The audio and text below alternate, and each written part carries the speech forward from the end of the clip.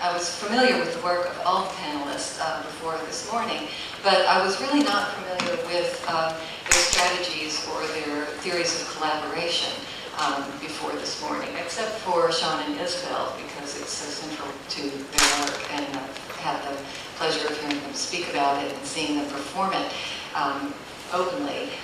So this is a difficult task as respondent to such excellent presentations. I was taking notes during the presentations and trying to sort of glean some commonality or some thematic that I would pose an interesting and pregnant question on their own to discuss that. So, but what I see from the several presentations is that there's an overall question that has to do with what I think of as traditional and less traditional forms of collaboration. There are, and all of these artists do both, which is interesting.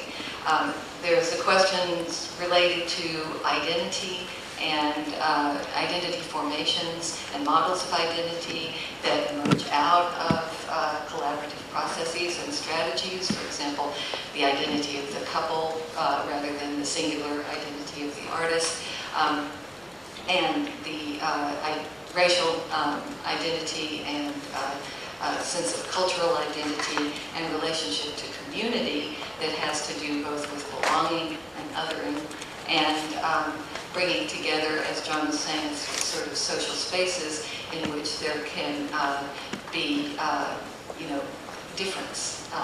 So bringing together the social other, in his case, with the social mainstream.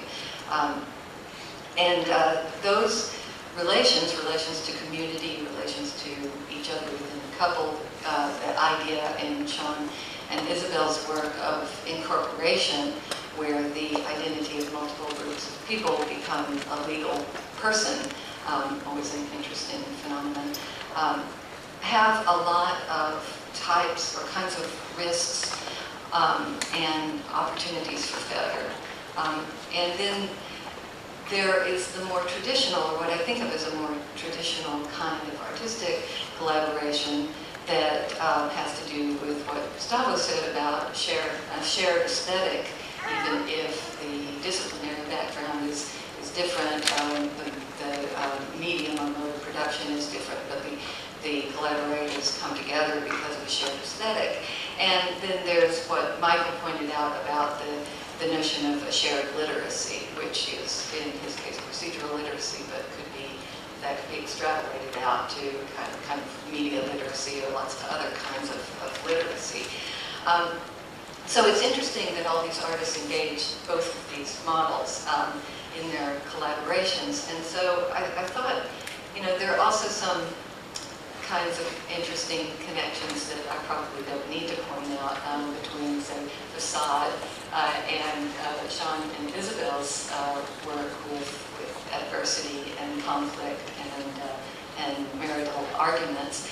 And in both Facade and in viewing the performance between Sharon and Isabel, there's always this interesting and kind of problematic position of the other, the audience member or player, and also in the piece that Sharon and Isabel did with the couples therapist. Then there's two others. There's the audience, there's the therapist, and then there's the couple. And I've played Facade, and I always find that it's like very problematic subject position to be the player. One, because you don't exactly know how to play against the AI in a way that will produce a really coherent and logical conversation. But then you're also put in that awkward position that we've probably all been in, of witnessing a couple arguing, and that's a really social othering on a whole other register. So I just thought I would like to have the panelists talk about identity and identity formation in their models and their various experiments with collaboration, and to think about the ways in which race, gender, social class, and ethnicity, and citizenship both sort of facilitate and problematize the work